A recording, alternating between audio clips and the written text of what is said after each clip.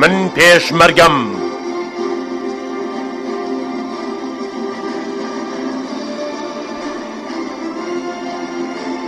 من پێشمەرگەم هەگبەیەکی پڕاوپڕم لە سرودی کێوی پێیە.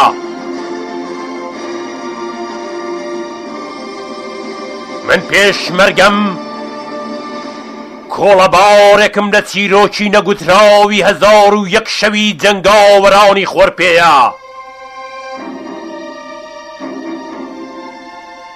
من پێشمەرگەم بە کۆرە ڕێکانی زەماندا دەگەڕێمەوە، بە داڵانە تاریک و تنووکەکانی مێژوودا دەگەڕێمەوە.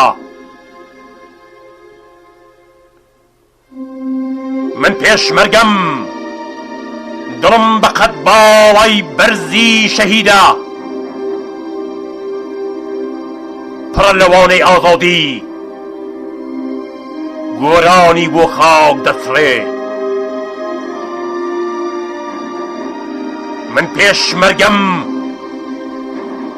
دڵاواییم لە دڵی گەورەی دایکم دەچێ، جەهانێکم بە کۆڵەوە لە بەخشەندەیدا لە دڵی سەخی وەرزێڕێ دەچێ، پڕە لە چەکەرەی شینبوونەوەی هیوا، پڕە لە پەڵەی باران لە هاڵاوی نانی گەرمی تەنور.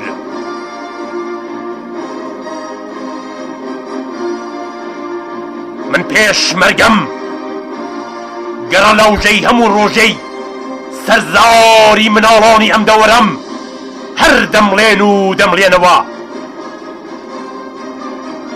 من پێشمەرگەم بەستەی هەموو ڕۆژەی نێودڵی کیژ و کوڕانی ئەشقەبارانی ئەم خاکەم هەر دەمڵێن و دەمڵێنەوە. من پێشمەرگەم لە بەرزترین تەلانی ڕژدی برینی زامەکانی شەهیدەوە دەڕژێمە خوار. من پێشمەرگەم ملوانکەی پەلکە زێڕینەی پاش نەرمە بارانی وەرزی گەلاوێژم، بیری سەوزی مناڵانی بێوڵاتی بێ ئاڵام. من پێشمەرگەم مۆمی تۆڵەی چوارچرای شەهیدانم دەبمە شریخە و چەخماوخە دڵی شەو پەرستانی تاریکی دەهەژێنم. من پێشمەرگەم لە تۆرەمەی قاسملووم تەقینەوەی بورکانی پەک خواردوی پوشپەڕم، پێرلاشێز ساڵانێکە بۆتە ڕێناس و خاچم. من پێشمەرگەم من هەڵوێستی شەرەف کەندیم، برنجێری زامەکانی پڕ لە ئێشی خەرمانانی بریندارم. من پێشمەرگەم ژیانم وەک تەمەنی پەپولەیەک کورتە، بەڵام لە فریندا دەبمە هەڵۆ بەرز دەفرم بۆ ئازادی. من پێشمەرگەم من زایەڵەی ئەو زیندانیم کاتێوە بەر قامچی دەدرێ، کاتێ بۆ لای داری ئەدام دەبرێ، منی بیری بۆ لای هێزی پێشمەرگەیە دەفڕێ. من پێشمەرگەم من حاصری شکانەوەی تشکی خۆر و گوڵەگەنمم، نوکی ڕازبێژی قەڵەمم خوێنی سووری شەهیدانم، ڕەنگی مندیرەکەی قازیم بە فیسپی لوتکەی بەرزی چیاکانم، سەوزی لێرەواری چروپڕی کوردستانم. من پێشمەرگەم بەسەرهاتی ساتە تاریکەکانی ئەمفالم، ڕووگەم هەزاران گۆڕی بە کۆمەڵ گۆڕستانی 5000 پەپولەی خینکاوی هەڵەبجەیە.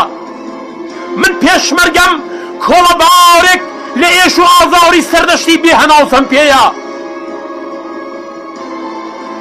من پێشمەرگەم مێژووی برینی بە سۆی کوردم.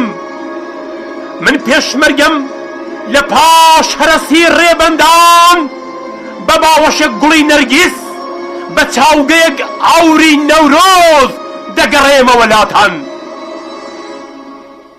من پێشمەرگەم،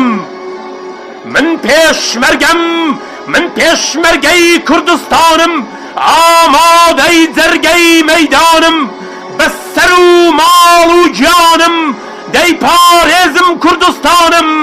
دەست لە چەکم هەڵناگرم، یا سەردەکەوم یا دەمرم، یا سەردەکەوم یا دەمرم.